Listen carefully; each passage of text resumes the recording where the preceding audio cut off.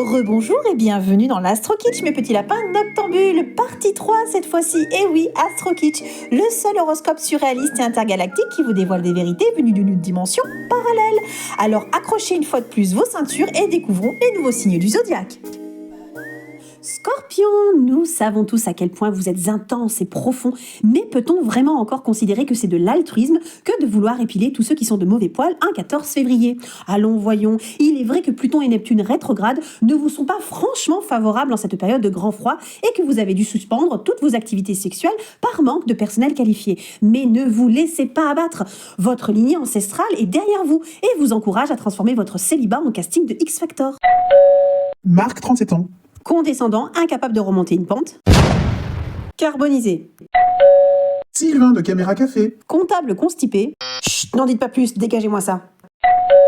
Édouard, 41 ans. Pilote d'essai, ce qui veut dire en sous-texte qu'il est incapable de réussir. Next. Fabrice, 29 ans. Testeur de matelas professionnel et vice-champion de sieste suédoise. Expulsé, bien sûr. John, 46 ans. Caliente. Auteur de L'amour s'attache et les 7 façons de... Chut, la perle est là. Ouais, vous le subodorez et sans lui laisser une seconde de plus pour se présenter, vous lui sautez au cou comme un acarien affamé sur une moquette premium en lui susurrant. Savais-tu que le sexe au quotidien prolongeait l'espérance de vie? Il est temps que tu me rendes immortel, grand fou. Pfiou, chaud, nous espérons tous pour lui qu'il ait commencé une cure de vitamines pour tenir la saison. Ceci est juste de la prévention. Verseau, c'est en épluchant les petites annonces pour trouver un vélo d'appartement afin de vous rendre à votre télétravail que vous vous demandez si au fond la vie ne serait pas plus chouette en tandem. Et puis, les nudistes, comment ils font pour essuyer leurs lunettes alors? Et dites donc, ça fait quel bruit quand on laisse tomber? Puis au fait, on doit dire quoi? Langoustine ou langouste au chocolat? Tant de questions existentielles en quelques secondes. Et puis maintenant, c'est une crise d'hypoglycémie de bisous qui vous prend. Ouh là là, c'est assez incroyable de voir comment cette pleine lune en chaussons aux pommes peut perturber votre système nerveux. Mais reprenez-vous, ancrez-vous, scotchez vos mocassins si nécessaire, parce qu'au fond, Jupiter vous veut du bien cette semaine. Et puis rappelez-vous que vous êtes un espion central de l'Inter de Milan semi-incognito les week-ends et un chanteur de jingle de canapé la semaine. Alors les situations complexes, ça vous connaît. Oui, mais il y a aussi votre coéquipier tout bronzé pour qui vous en pincez grave, et c'est une chose que vous n'avez pas encore osé régler. Me déclarez-vous, il attend probablement que ça entre deux vocalises et 4 coups francs. Gémeaux, détective pour maîtresse moyennement officielle en tarif de nuit et enquêteur pour mari aveugle mais suspicieux de jour, on peut dire que l'amour pour vous rime avec gros sous et des illusions. Mais ne soyez pas si cynique, surtout que Vénus au carré de l'hypoténuse tente de vous adoucir et vous prépare de jolies surprises en coulisses depuis le 42 janvier. Votre vibration mystérieuse et votre nonchalance à ondes focales ferait sûrement des ravages si vous vous donniez seulement la peine de flirter un peu plus ces temps-ci.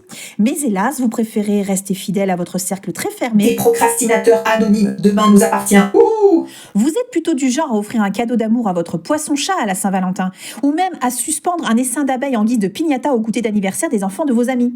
Cette froideur apparente cache en réalité un grand besoin d'évasion, et votre pouvoir de manifestation est très puissant en ce moment, attention. C'est d'ailleurs dans la nuit du 15 au 16 que tout va basculer dans votre vie.